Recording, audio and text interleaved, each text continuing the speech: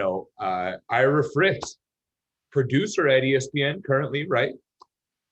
Associate creative director, but I was a producer there on SportsCenter for many years. Now I work for the sort of our in-house ad agency creative team, company-wide. So, but yes, I still identify as a producer. I did it for so many years that I still see myself as that. Yeah.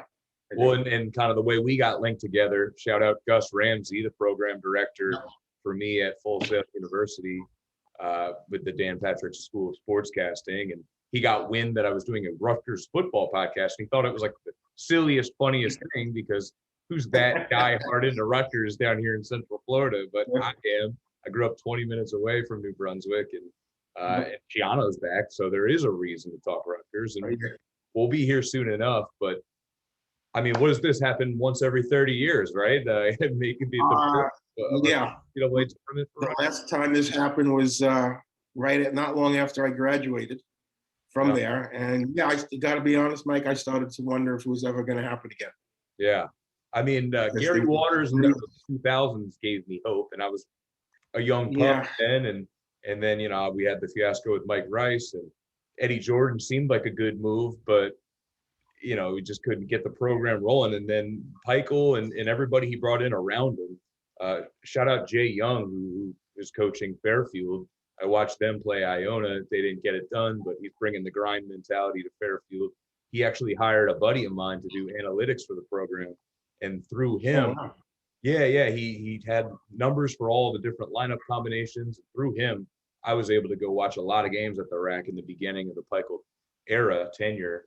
And I saw the building blocks starting to happen, and you looked at Big Ten coaches around the conference always talked about how tough and hard Rutgers plays with little talent at the time. And now the recruits are starting to get better. There's cohesiveness with the core, and we find ourselves as a 10 seed in the 2021 tournament after we should have broken the hiatus last year. Yeah, we were in. I think everybody agrees. And I was telling you before we started this. Peichel mentioned that on a webinar that he did tonight with Mulcahy and Jerry Recco, their radio voice, and Hobbs, and they're not really counting last year as breaking the drought. Like, they know they were in. I mean, 20 wins, the way they finished in the conference, they were in. We know that. Say what you want, but they made a decision to not count that until they actually saw their names on that bracket list on Sunday. And a few interesting points. Someone asked if they see the season sort of separated between the regular season and this, like a brand new beginning. And Mulcahy answered, interestingly, he said, this is the third season. The regular season is done, the conference tournament is done, and now we do this.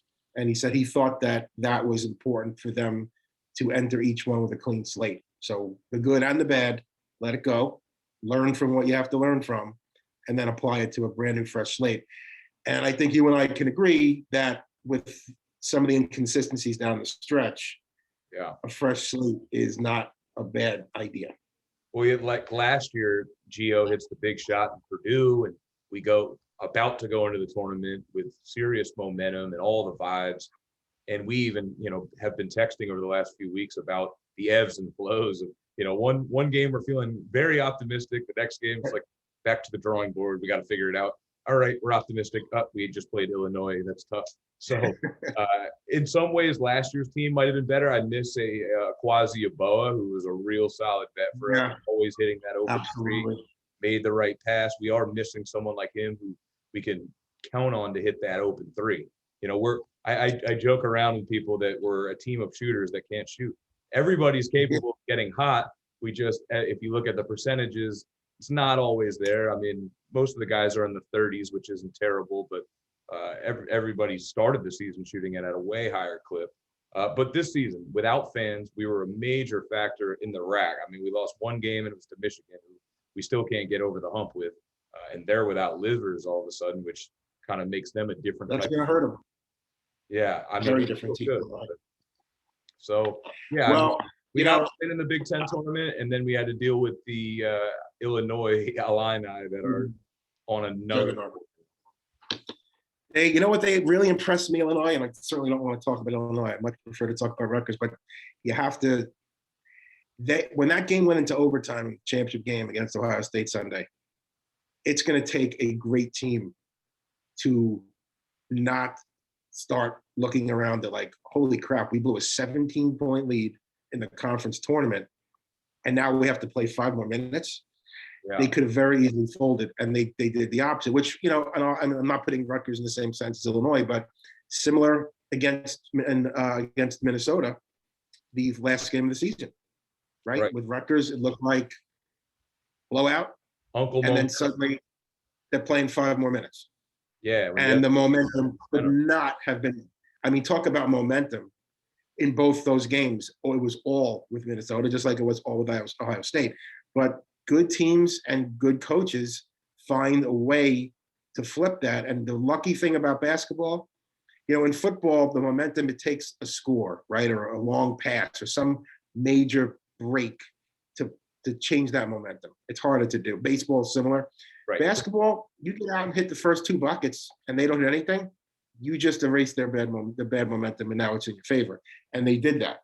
Now, you and I have talked about this because I think the most interesting thing we've agreed, and we've agreed on a lot of things about being a Rutgers basketball fan, is the ebb and flow, not just of the season, but of the moment by moment during the game. I mean, I was reading back one of our text exchanges during the game recently, and we went from like supremely confident to like despair in 5 game minutes. Oh, no. And that's Rutgers basketball in the nutshell, where 1 minute Heichel's the coach of the year. This team can't be stopped. I've never seen anything like this before. Maybe they're better than Illinois. Maybe they're better than Gonzaga. And then 5 minutes later, they can't hit a foul shot. Heichel doesn't know what he's doing. He's not rotating them in and out right.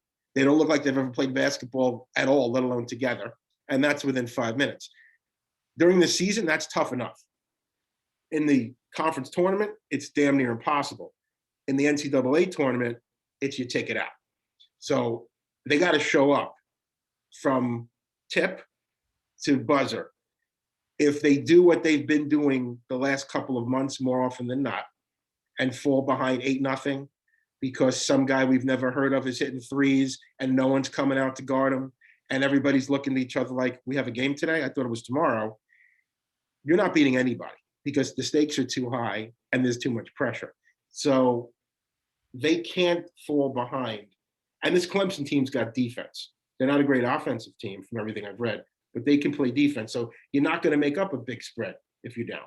They're a lot like us. I have like the adjusted offensive efficiency and defensive efficiency. We're very similar in how we rank in a lot of those. And I was just looking at the Clemson roster because I'll be honest, I haven't watched a lot of them. I've done most of my other conference basketball watching the past couple of weeks, and they weren't one of the teams I really watched. Nick Honor played for Fordham in 2018-19.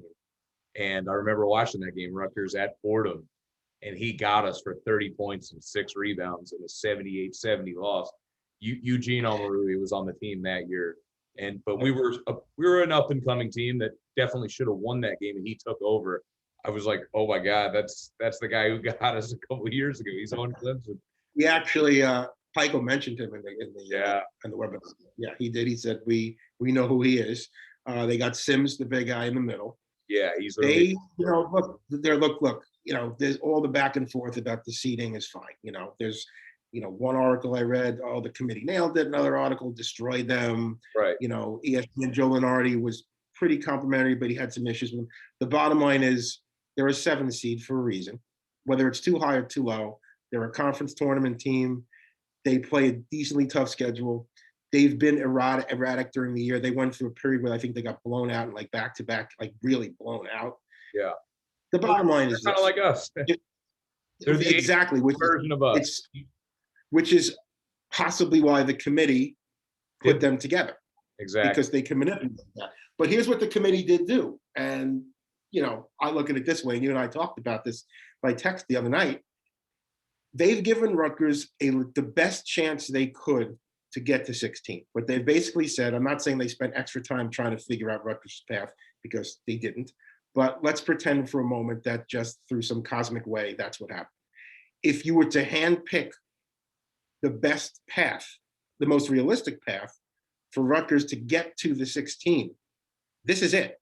This is Beat it. Clemson and potentially beat Houston. Again, Houston's a very good team. Yeah. Look at the rest of the twos. Yeah. Houston would be the one you'd say, I feel the best about them beating. I So agree. they've got an opportunity to do it. Now the question becomes, before you say, will they do it? Can they do it? We both agree, if they play their style of basketball, they don't play out of control. Jacob plays at the speed he plays, but doesn't run into four people at a time and leave his feet and throw the ball to no one. And Mulcahy doesn't pass up shots he's got to take.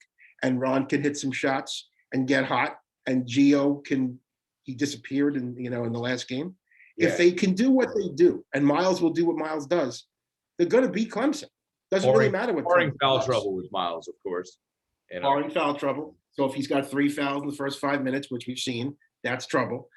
I'm not confident yet. I think Cliff will be good.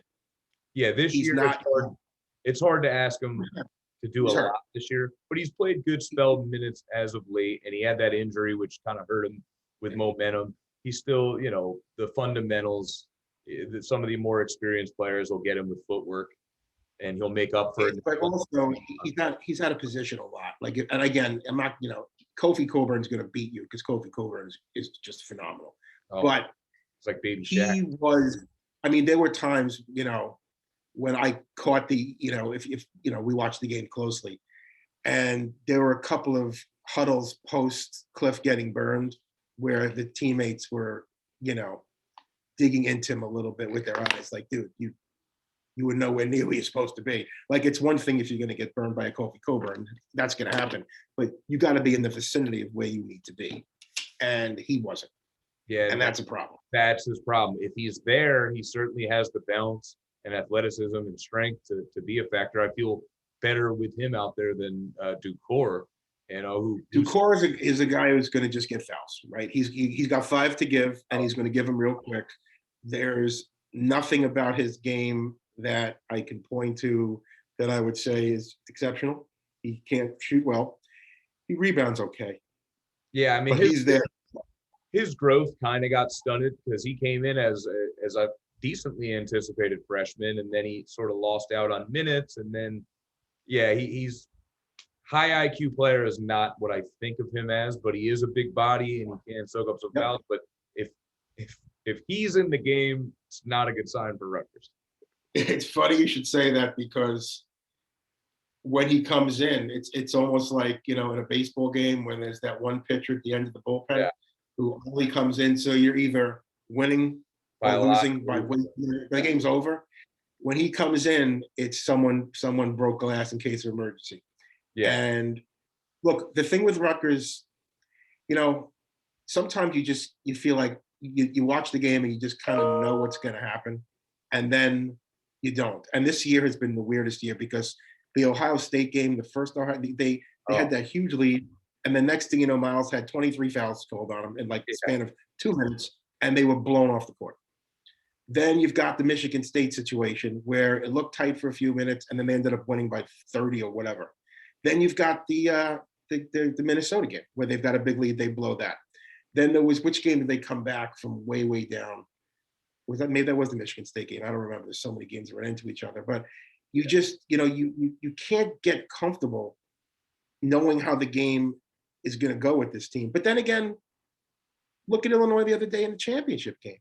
I mean, they went up 17 fairly early in the first half. I turned to my son. I said, this is going to get embarrassing. Yeah. Because every indication was they were going to turn that into a 30-point lead. And they're capable of doing that, but they didn't. And Ohio State, without their big man, fought back. I took them to overtime. The one thing I love the most about this team is and this is under Pikel, they will play every minute of every game, with the exception of whatever happened against Nebraska. I don't know what the heck that was. Yeah. That was embarrassing. But other than that, every game that you've watched, I've watched, whatever the score, whatever time is left, whatever they're up or down by, they play it out. And look how fast leads can change. Look how, refs are willing to give calls to the team with momentum. Just seems that way. Doesn't always seem to be, Rutgers friendly. But the truth is, a 15-point lead in college basketball can evaporate really quickly. I mean, just think about it. You could turn a 15-point lead. If 3-pointers in a row, you go on a cold streak, 15 is 5 points before you even knew what happened. And now you've got a 5-point lead with no momentum, which you can make the argument's basically as good as a tie. And that's where coaches come in. That's where the time reversing the psychology. Yeah, I mean, what a roller coaster ride, because early in the year we're scoring 90 points against these Illinois Fighting Illini, who I'm sure is a popular pick to win it all in a lot of brackets. I'm somebody who is kind of thinking, just because of how hot they are and how positively conceived they are, that watch out for a Cade Cunningham, Oklahoma State team, who I don't know what to make of them at all times either, but I just know they're kind of random, which could be dangerous. And then a West Virginia team who's sort of in a blind spot for a lot of the public eye. But at the same time, it does kind of feel like a baby version of Penny and Shaq with Io and Kofi. And then you got a Curbelo who's emerging. Williams has become a major glue guy. Trent Frazier, well coached Brad Underwood. I just realized the other day when some of the broadcasters were talking that he coached on the same staff as Frank Martin, I believe, with Kansas State back in the day. Imagine the blood pressure on that bench. Wow. I mean, those guys get fired up. So I do love Illinois, and they were playing downhill, and it's hard to blame us for getting blown out then. Back in December, we score all those points, and then the last couple months have been up and down. But I feel like Rutgers has all the elements to a team that could heat up in March. And Joe Lunardi himself, I was looking at, ESPN pages, and he has his little quick spiel about every matchup. And he said that he thought the seed should be reversed, that Rutgers should be the 7, and that Clemson. Well, he had Rutgers. In his last seed before Selection Sunday, he had Rutgers at 8. I did see one projection had him at 7. The guy on Fox apparently hates them. He had them at like 10 or 11. I think he ended up being the closest one to being right. But yeah, I mean, look, it's a crapshoot, right? I mean, you're seeding apples and oranges. I mean, more about the path. Yeah, it's the Ken Pom shit. I don't even know what that is. I tried to read up those numbers if you'd like. I tried to understand it. And the bottom line is, it's a lot of apples and oranges in college basketball more than anything else, because the teams who play a Big Ten schedule, meaning from December on, you're playing every single game as a meaningful conference game. And I don't care if you're playing Nebraska, and I don't care if you're playing Northwestern or Penn State. They could beat the shit out of a lot of teams from most of the other conferences. And the day that Nebraska beat the crap out of Rutgers, they shot the crap out of the ball. So again, you can't even. They were great that day. So bad teams can have great games. Now, here's the question. I'll ask you your opinion on this, because I go back and forth, and I probably skew my opinion based on whatever's convenient for me that's best for Rutgers. But does having a Big Ten knockdown, drag out every game, road, home, the way, I mean, you watch these games. I mean, I'm exhausted. I'm sitting on a chair with a bowl of popcorn, and I got to go to sleep after watching it. And I don't just mean Rutgers. I mean, I love to watch Big Ten basketball, but I feel like physically exhausted and mentally drained after watching any Big Ten game. They're doing this for 3 months straight, and not against anybody else. Now you get to tournament time. Does it wear you out? You're not going to play it. Does it wear you out? Does it wear you out? Does it fortify you? Yeah. No, the best part about in the Big Ten is it travels, and it's like, Pac-12 has a style, Big 12 has a major style, SEC has the best athletes in a style, but Big Ten seems to have all of the elements of all these different conferences all put into one, and that's why I think it is good. But do you have the energy? Do we have the energy? How are we healthy? I've talked about it with some friends who might not watch the games as close, but they're like, Gio Baker, the shot attempts aren't always there. He's not always looking to be uber aggressive. And I'm somebody who's wondering that myself. It's like, maybe he's waiting for this time of year to really start to insert himself more and more, or because this is it. I mean, this is his senior. Can he come back? I guess he can come back because of COVID. I believe he can play, because basically they froze last year. This Yeah. would be his true senior year had there not been COVID. So I don't think Jacob is, I think this was Jacob's 5th year, Okay. Yeah. but I don't know. I'm not sure how that works. For some reason, I'm under the impression Jacob is not allowed to come back, but I could be wrong. He I think Miles is eligible to come back. I think Gio is eligible to come back. I'm not sure about Docor. I don't know how they figure this stuff out, and I don't know what their plan is. And look, having Gio back would be great. I mean, Gio with another year of experience under his belt, another year of Big Ten basketball under his belt. I mean, it would certainly be fantastic. But you're right, in a game like this, against Clemson, he's got to get the ball and he's got to create those step back shots. And if he's missing them, he's not taking them. I can't have Gio ending his career without him leaving it all. Not like it happened not the Illinois game where he was absent. Yet he came up huge in the Indiana game, which was kind of a microcosm for the season. Right. Like start out right, and a microcosm of his career. Where Pikel's going to have to figure it out early is he's going to have to find that mix. When he does his first initial rotation, he's going to have to figure out who he trusts, who he thinks is hot, who is going to facilitate who, basically. So if Gio's hot, who's getting Gio the ball? Is it Jacob? Is it Paul? Is it Ron? If Ron is hot, look, I just want Ron to go to the damn hoop. If you watch the game, even against Illinois, when he put up a lot of points, when he gets ahead, who's getting it? He's 245, 250, 6'6". Incredibly athletic. And when he puts his head down, he's going to the hoop. He's getting fouled or he's scoring. He's got to do that. And he's one of the few guys who can make free throws too. Absolutely. So for him, when he's got the ball and he's confident, take it to the hoop. He's thinking about how can I score first, but not force anything. If I can't score, who am I facilitating? But I want him to think scoring first. 100%. He has to be assertive. And when he's confident, he does that. And get a few points, 4-6 points inside to start, and then you're feeling like, all right, I already got a couple points under my belt. Now I get those puppies set and let it fly. Because when he gets those feet set and he's got a quick release, like it's when Ron's making threes. And lately, he went on that ultra cold streak, and I couldn't believe it. But since then, he's. I think it was a little confident. I don't have. I think it was a confidence thing. If you watched it too, not just was it a cold streak, but he was not even. He was cold when he would shoot, which wasn't as often as he should have. So when he was shooting, he wasn't even shooting with the confidence of someone who would shoot the amount of times he would need to get into that groove. It was one of those things. Look, it happens to anybody, Yeah, it's like a baseball player who's not seeing the ball the right way, and the mechanics are off because you're overthinking it. Of course, you're in an unforgiving conference where if you're cold, it could last longer. It could be exploited more because there's no cupcake game. I mean, look. I don't buy Gonzaga. I don't. Okay, they're undefeated. I get it. I'm not taking anything away from them.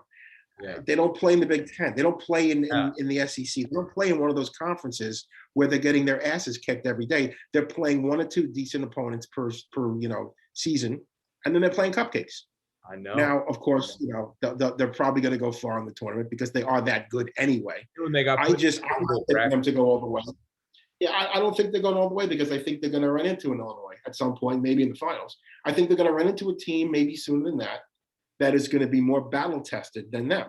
Yeah. In other words, what are you going to do with 2 minutes to go and the score is tied when that's happened to you how many times during the course of your season? Lucky for them, it happened in the last game they played against BYU, who is a 6 seed, and they did look okay. But and I like Jalen Suggs a lot. I have these adjusted offensive efficiency stats. Gonzaga's first in that, which is points per 100 possessions. Rutgers has 109.3, which is 75th. Gonzaga's 126.8, which is first. And then Clemson 107.6, which is 99th.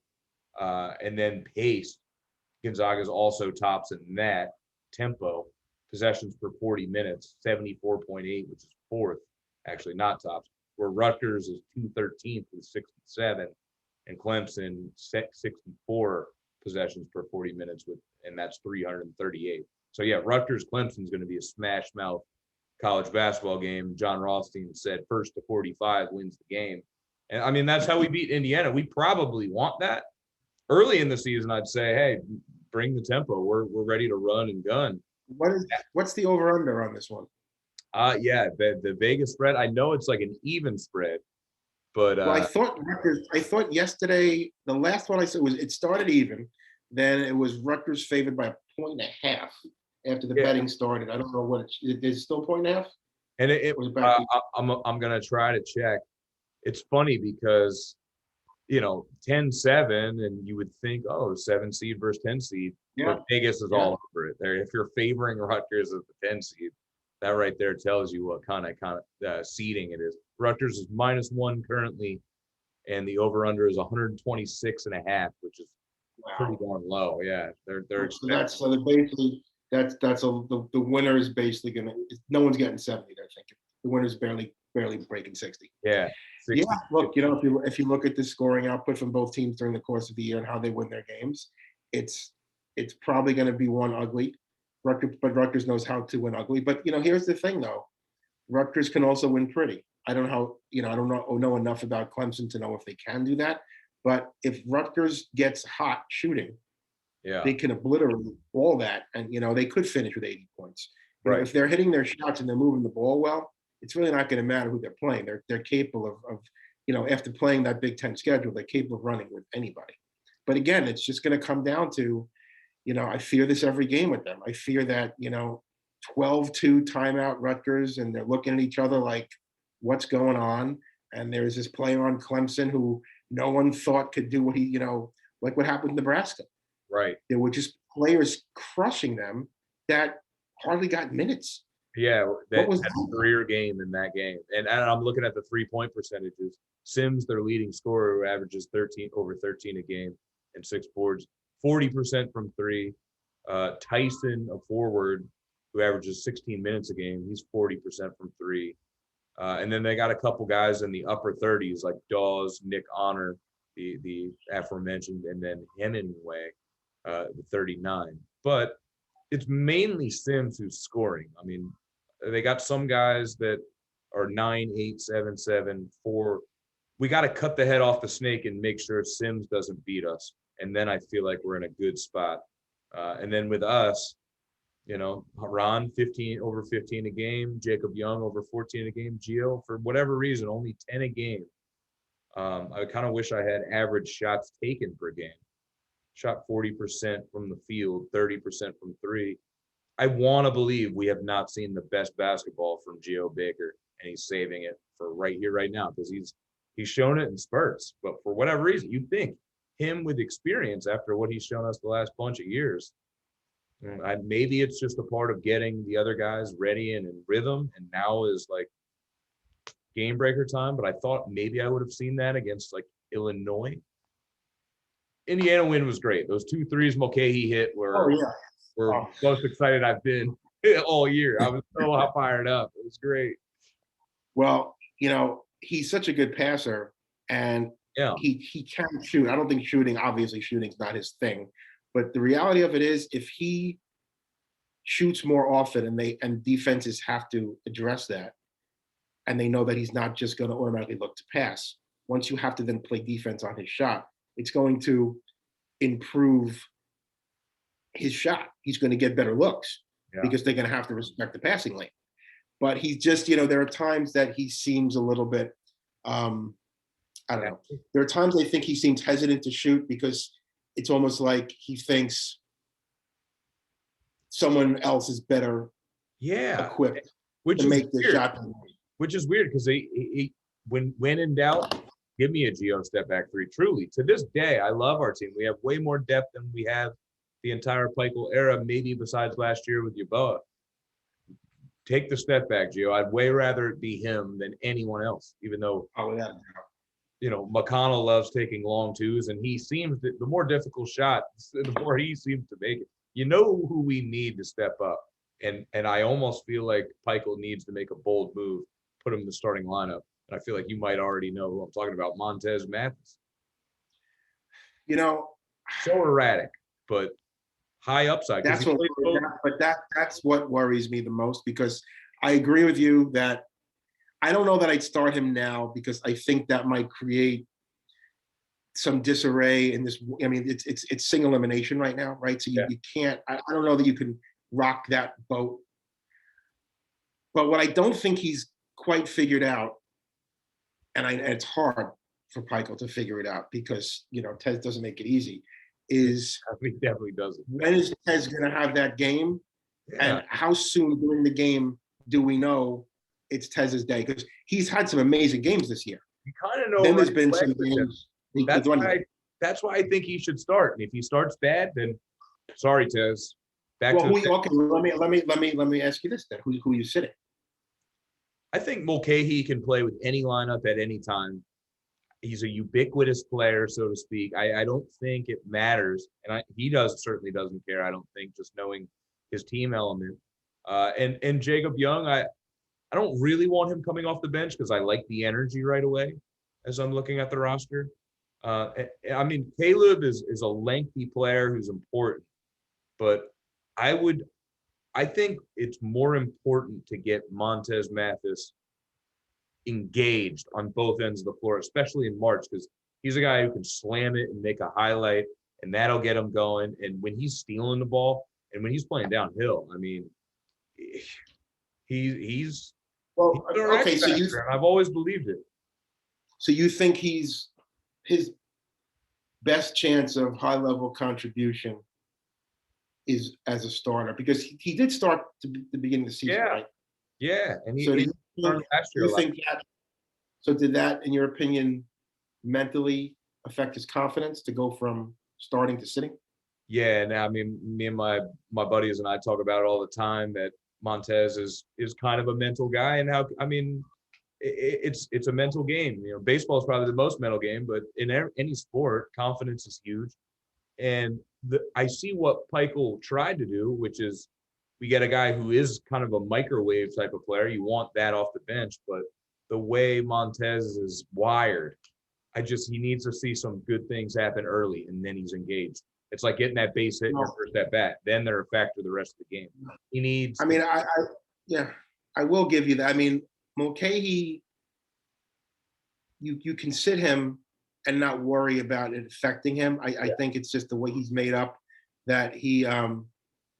I think he looks at it as he's just not affected by when he's in the game. Like, I don't think Mulcahy would take not starting as a demotion.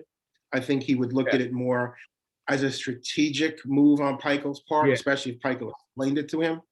Like, of everyone on the team, I honestly see Gio, in terms of look, it's too soon to tell, but in terms of becoming coaches, Mulcahy and Gio strike me as the type who will probably find themselves on a bench as an assistant. And Miles, pretty damn. And Miles, when he's not like inventing stuff for IBM, because he's an absolute genius. If he chooses to do that, those three guys, I just see them as when their time comes to hang them up and play, from playing and coaching. So I see what you're saying. I wouldn't worry about Mulcahy. See, the reason I think Pikel wants to start Mulcahy and has started him is because he's not taking shots away from Gio or Jacob or Ron or even touches inside for Miles. It's like, if we're starting a certain starting lineup, we want to make sure it goes through these set of players. But I think when Montez is a factor, that just gives us another guy, because I don't think by him being starting and taking shots early takes away, because bottom line, we just need him engaged. Him on the defensive end is the most important. And then when we get stops, get out and run, there's no better player on the break. Jacob Young maybe, but Montez, when he's playing downhill, it's he's either out or swimming. Yeah, I mean, Tez, there are games he looks frustrating player, confused out there. I mean, he's clearly extremely talented. Look, I don't think he'll do it, but if he sat Tez down and said, "Listen, first game NCAA tournament, I'm starting you," would that be that thing that would just? Yeah, I do. Look, here's what they got to do. They need to figure something out to stop starting games where it's 15:43 to go in the first half and they have 4 points. I Yeah. can't tell you how many bad things I have screamed at my TV and embarrassed to admit when I'm just waiting for them to just show up. Yeah. I'm not even saying you got to be in the lead. I'm just saying you cannot hand the reins over, especially in this tournament situation. Yeah. You cannot fall that far behind because the stakes are so high for both teams. To ask a team to come back, I mean, it's one thing to come back from a huge deficit in a regular season game, even a regular conference tournament. Not that it hasn't happened, but Yeah. it's not frequent that a team is going to surrender. And it has happened in the tournament. We've seen it. Some ridiculous leads have been blown. For the most part, the team that sets the pace in its own is going to win the game. And they're not going to blow a double-digit lead during the game because that's just not what happens. And if they're going to blow a double-digit lead, it's going to take two things to happen. One, they're going to have to participate in their own demise, which a good defensive team is less likely to do. And two, that other team's going to have to score quickly. Can Rutgers do that? They have. They've overcome huge deficits. Really they certainly can do that. On you. But if I told you right now, and this is not going to happen, so we're not going to panic. But I'm just saying this in the pretend world of never going to be. If I said at the half, Rutgers is down by 15, and if this happens, I want you to yell at me for even saying it out loud. Yeah. We're in a pretend world where Rutgers is down 15 at the half, which will probably be 25-10 or some very embarrassing score. Do you feel good going into half? Not good. You wouldn't feel good, but do you feel even slightly confident that that's going to turn into a Rutgers win? It's just, when we're dealing with offensive issues, that's not if we're down 8, okay. Just single digits, single digits. I don't look, we want them winning. If they're down single digits, 1 rather than 9, obviously. But there's a threshold here, right? Yeah. There's a threshold here because you're playing a good defensive team and you're an inconsistent offensive team. There's a threshold. There's that confidence. There's that what's going on here. And you can't be down by 10 plus. We're talking about Ken Palm ratings being, it's a lot of numbers. And one of my best friends all over it, memorizes it with every team. And then when crazy things happen in college basketball, he's like, oh my God. Well, it's college basketball. On a given day on a single elimination, even in the pros, if it was like that in baseball or NBA basketball, you might get some crazy results. Maybe less in those terms. Well, baseball, NBA, maybe not as much. But NCAA basketball, when games turn into certain vibes and you get one player who gets going that wasn't really thought of before that, and their star player is carrying them, and somebody's in foul trouble, and someone's not turning the ball over, and the other team just can't seem to get out of their way, and the coach can't figure there's just things that can happen. But Rutgers adjusted defensive efficiency. They are ranked 18th, I believe, 89.8 per 100% possession. The best is Loyola Chicago, 85.9. They're first. Rutgers, 89.8. 18th. Wow.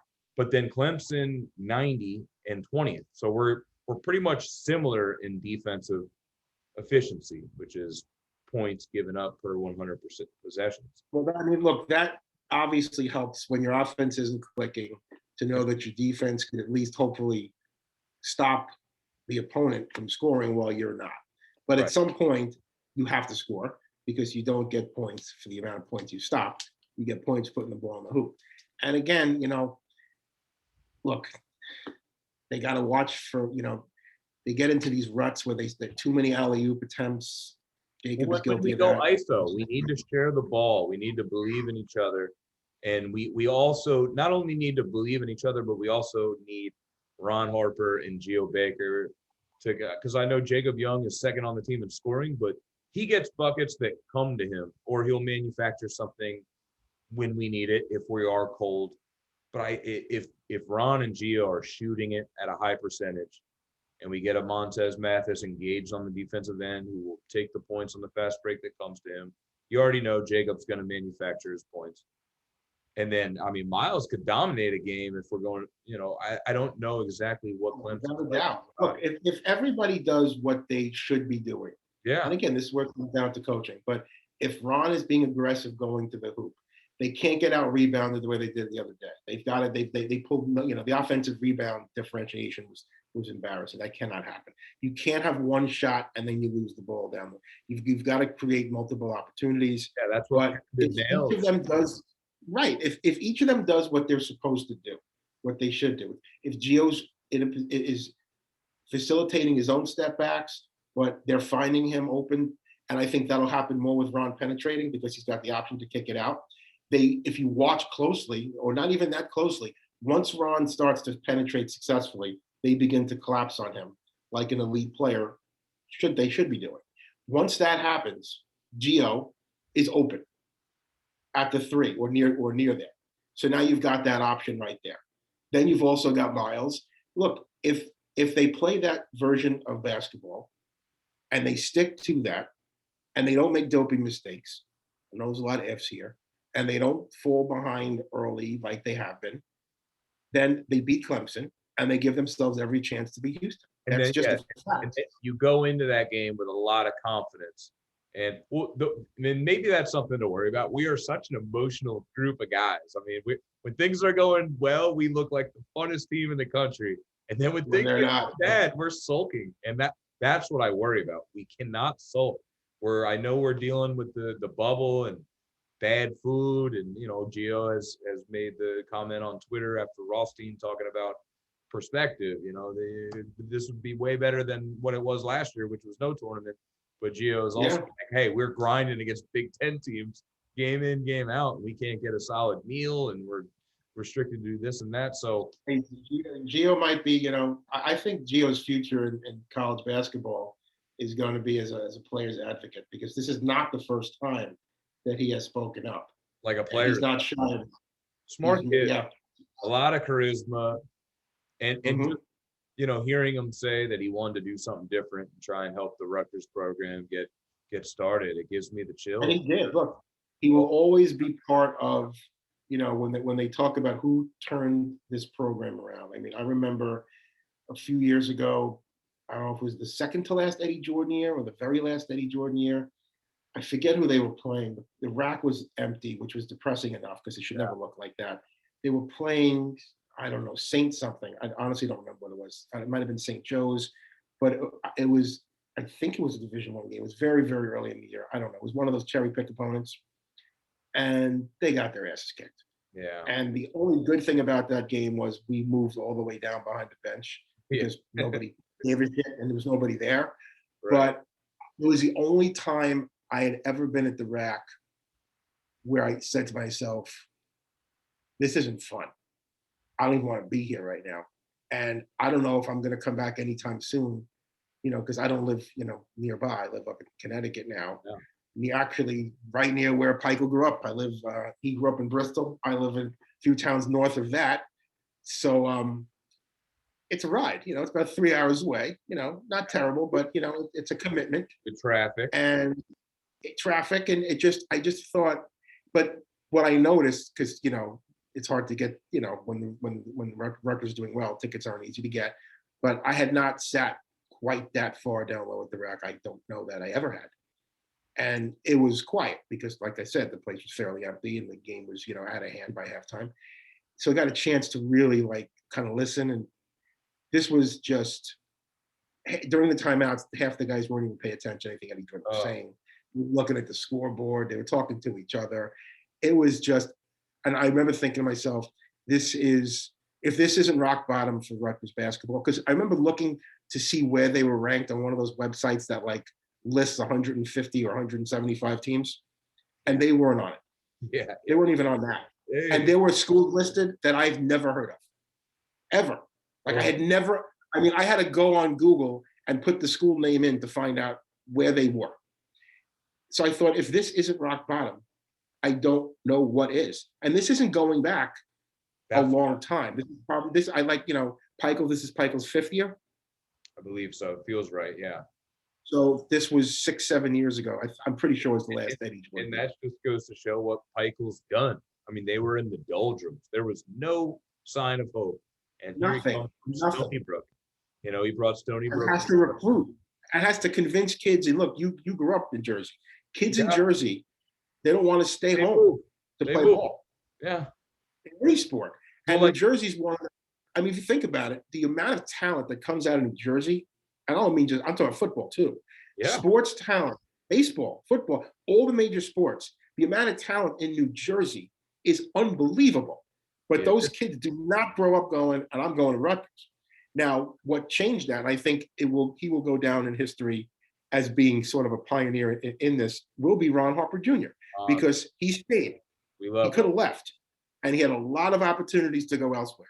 And then there's the guys that came from other places who somehow thought, okay, Rutgers basketball right now isn't on the map, but I'm going to help put them there.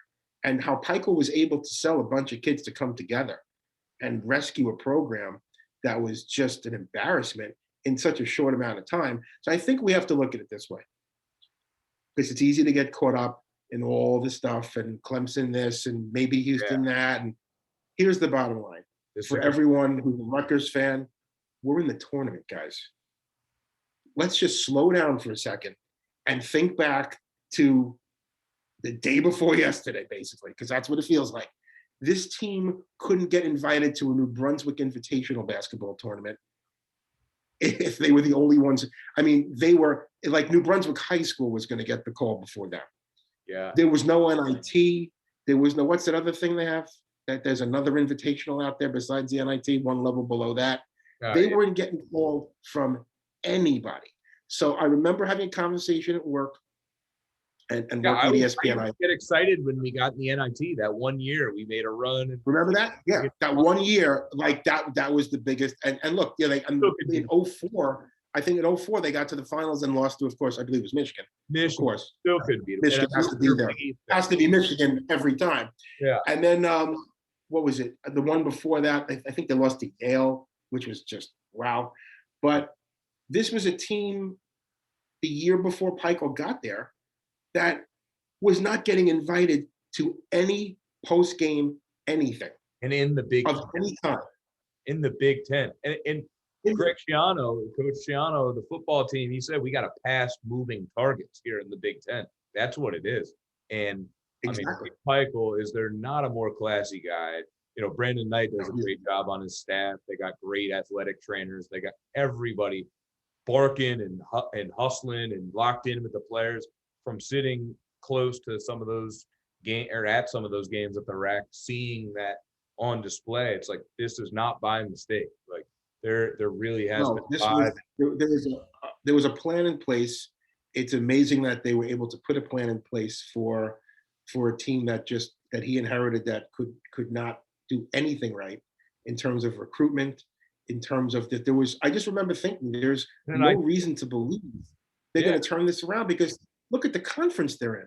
Even if they say I'm thinking, okay, say they turn it around and manage to keep a kid or two and then bring somebody in from another state. They're in the Big Ten. They're going to lose most of these games anyway, because these other schools, they just keep getting better. Powerhouses. They're not standing in place. Look what they do.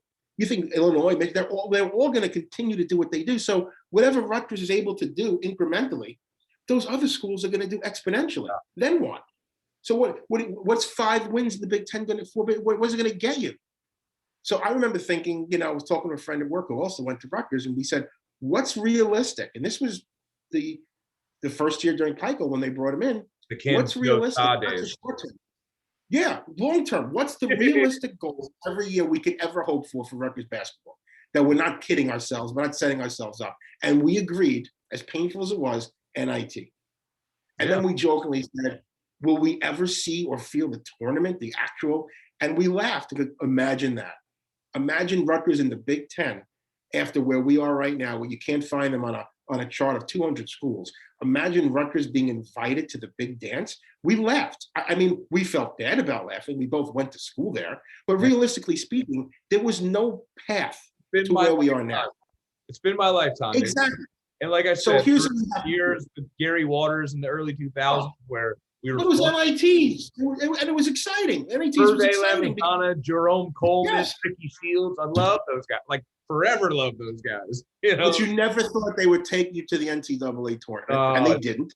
And that's why this group is so special. And they've done the Big Ten. And Ron Harper to stay in New Jersey, and obviously the bloodline. Like I remember hearing that it's Ron Harper's son. That's pretty cool. We got a guy, and he's been everything I could have ever asked for since we got him. And Geo Baker, a kid from New Hampshire who's overlooked, and for him to do what he's done, and that's why I feel like he's such a theme of March Madness. He hasn't gotten the national coverage that he deserves because he's no, he hasn't. He hasn't. Maybe look. Here's what's interesting about the tournament. You win 2 games, and then you're part of the Sweet 16. Now they're doing features on you. Absolutely. Now they're paying attention. That's what. So the field of 64 is great, and 32 in terms of some attention. But when the field shrinks to 16, yeah, and they've got only those teams to focus on, then the attention Rutgers will get and the individual players. And I did read that Miles, I don't know if you read this, he's doing an internship now with IBM while he's playing basketball and attending school full time. And he's like according to most consistent player. He really is unbelievable. And supposedly CBS is there. We got to catch it somewhere. I'm sure YouTube will have it if we miss it, but there's going to be a feature on him doing this on CBS because he knows various features. Yeah. But think of it this way. Let's just, again, Friday's going to be exciting. We don't know how it's going to end. But however it ends, if it ends with a win and we're ecstatic, if it ends with a loss, we got to remember this. Rutgers basketball is in the NCAA tournament. And if it takes you 25 times to repeat that, okay? And I hope Rutgers fans can do that. Just take a breath and remember, this isn't Duke. This isn't one of those schools that just, unbelievable. They didn't make it this year, but they almost, you pencil them in every year. Yeah, I thought if someone told you, Syracuse. What? If someone told you in 2014, 13, whatever it is, that Rutgers University basketball is going to the Big Ten dance, your response would be, no, they're not. Then if they said, no, they really are, then your next response would be, so they left the Big Ten, and which easier conference did they land in like they won? Right. Yeah. And the answer to that would be, no, they're going to stay in the Big Ten, and they're going to not win their conference tournament to get in with the auto bid. They're going to be invited as an at-large. If someone told you that a few years ago and said, here's a pen, would you like to sign up for that? We would have done that. Every Rutgers fan who has a clue would have signed on that dotted line and asked no more questions. And here's the reality. That's where we sit right now. So whatever happens Friday night, Rutgers got into the tournament, and they did say tonight on the webinar they're going to unfurl the banner next year. 30 years, they got into the tournament. Everything now should be, in fairness to all things considered, everything beyond this should be considered icing on the cake. And if they beat Clemson and they win again, icing. Ira, you couldn't have put it into words better than you did. And just to think about the potential of fans coming back to the rack at some point and being able to celebrate all this. We could talk Rutgers for like the next 48 hours. Not everybody, just keep in mind, just remember, not many can. Yes. Not many people can talk Rutgers anything for as long as you went there. But we can, because those who either went there or just appreciate it, or like you being around it, absorbing it, there's something special about that place. There's a strange aura. I mean, I know that when I went there, one of the first things they told me about was something called the RU Screw, which I didn't understand until they explained that somewhere along the way while you're here, something is going to happen, whether it's with your financial aid or it's just a very big school that just can't always, and it became sort of just a fun, cute thing. I Googled RU Screw, it actually comes up, which is even more frightening. But I think for those who are around it like we are, and you didn't have to go there, because just being in that environment, there's something special about this school. The fact that they could shed the lovable loser, and at times they weren't even lovable, they were just losers. But to shed that now, and what I'm most proud of, and I had the opportunity to meet Coach Peichel last year at a basketball tournament before COVID happened, and I just thanked him for restoring class and dignity to the program, which represents the school.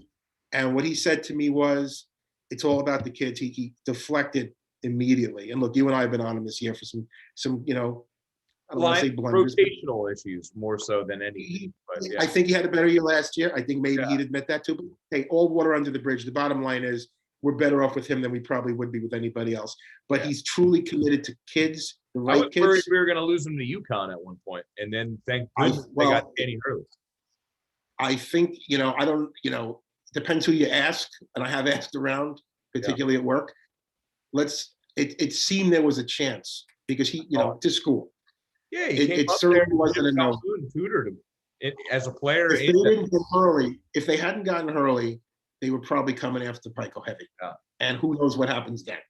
Yeah. So he's managed to find good kids, good student athletes, responsible kids who are going to be great ambassadors for Rutgers, which as a graduate matters to me.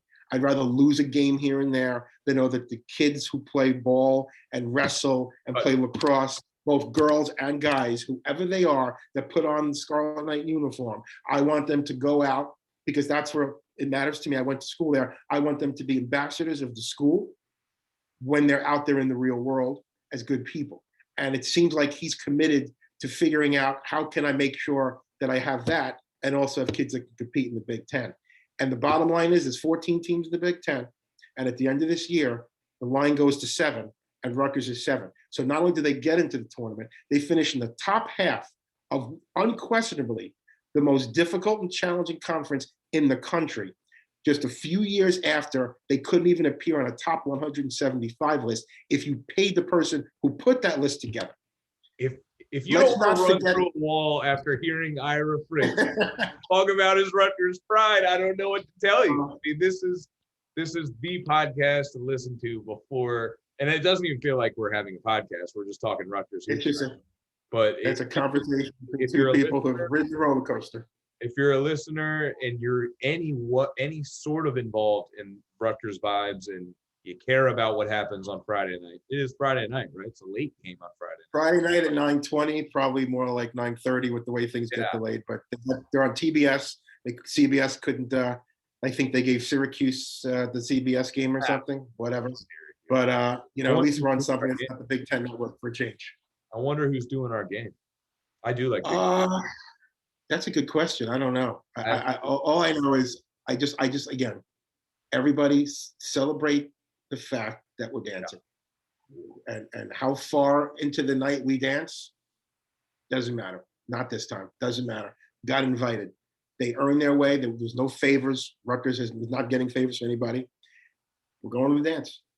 Sure, it'd be great to beat Clemson. I hope we beat the shit out of Clemson. I hope we beat them by 50.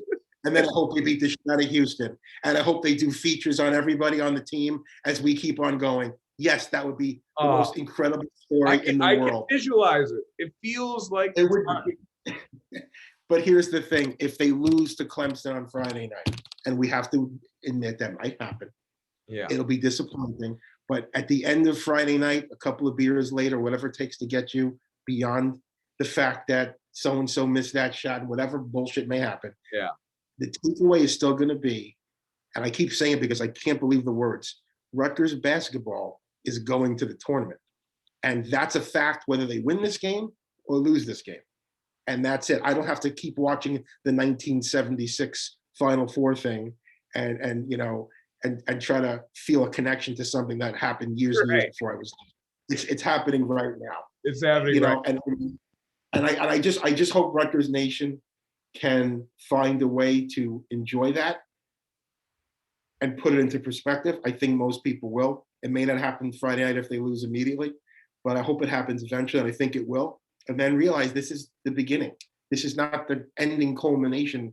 This is, if you keep hearing what the guys say, they keep, and I know must be Pico, they keep saying Rutgers basketball. We're going to play Rutgers basketball. We didn't win because we didn't play Rutgers basketball. We did win because we played Rutgers. They've branded Rutgers basketball into a cultural element.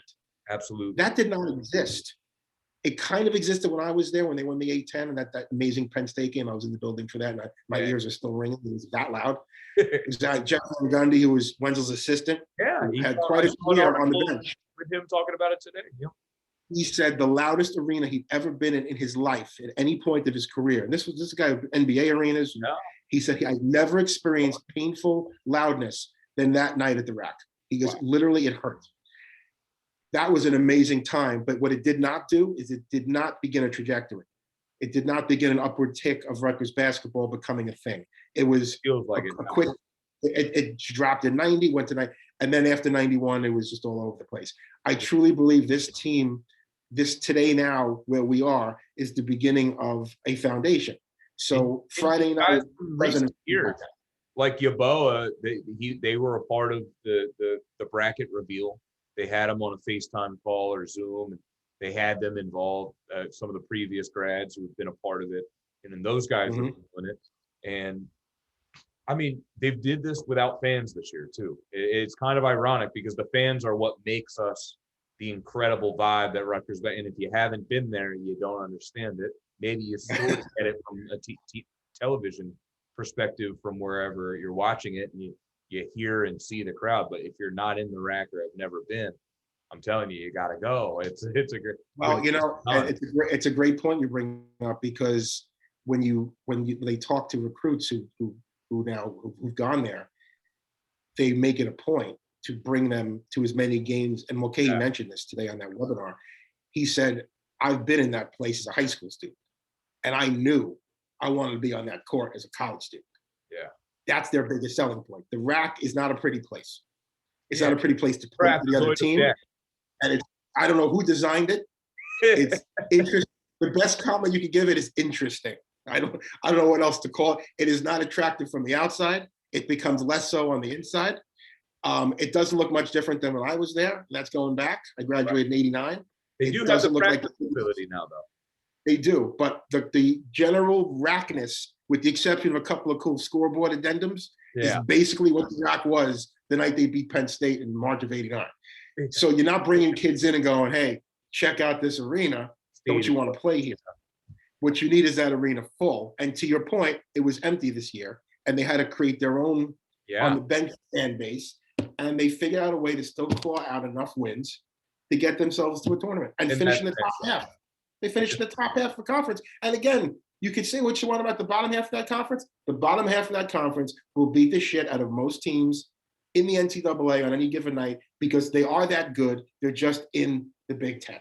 That's the biggest problem they have, is they're in a tough damn conference.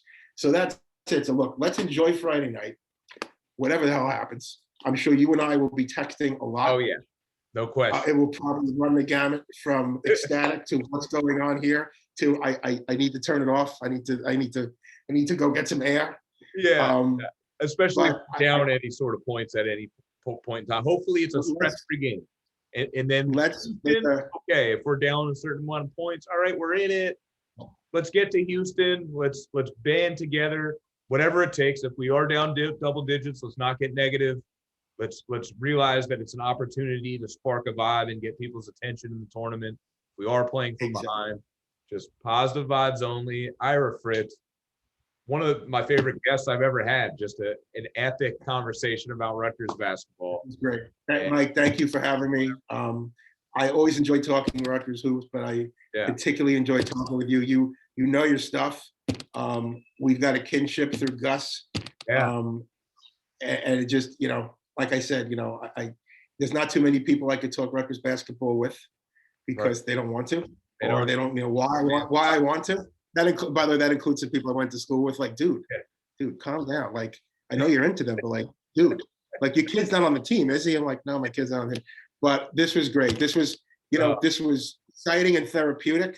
Yes. And then we'll do this again soon. But again, Rutgers Nation, whoever's listening to this, and I assume it's mostly just Rutgers Nation, celebrate the fact that we're in the tournament. Don't get too caught up in how far we go. We're in the tournament, going in the right direction. We've got a real team. We've got a real coach. We've got a good program. This is not going to be a flash in the pan. This is going to be a thing now. So don't get too high or too low on Friday night. Just ride the wave. I love the final message. And if this sort of vibes doesn't bring us a win Friday night, I'll be very surprised. So having said that, all positive momentum. Ira Fritz, you're the best. And we get a win, we should probably do another one, although that turnaround, I guess, is kind of quick. So maybe Well, it after. would be Friday, Sunday. So yeah, either Saturday or Sunday. Well, look, if they get a win against Clemson, we'll figure something out. Yeah, we'll worry We'll about figure it something later. out. But first things first, let's take care of business. Exactly. Exactly. All right, Ira, you're the man. Thanks, buddy. I appreciate it. We'll talk soon. All right, sounds good. Take care, buddy.